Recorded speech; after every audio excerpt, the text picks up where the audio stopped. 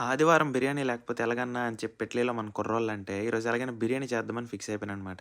అయితే ఫస్టు రైస్‌కి వాటర్ తీసుకొని, అందులో హోల్ గరం మసాలా, కొత్తిమీరి, పుదీనా, ginger garlic paste, salt, lemon, మిరపకాయ అయితే యేసుకొని బాగా కలుపుకున్నాననమాట.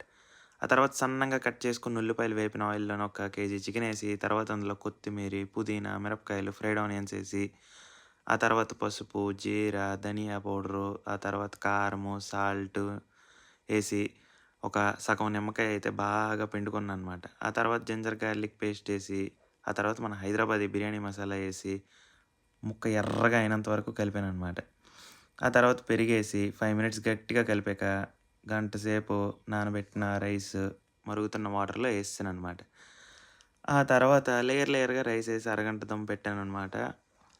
వరల్డ్ ఫేమస్ హైదరాబాదీ దమ్ బిర్యానీ అయితే మొత్తానికొచ్చేసింది. గట్టిగా మింగి తిన్నామనమాట.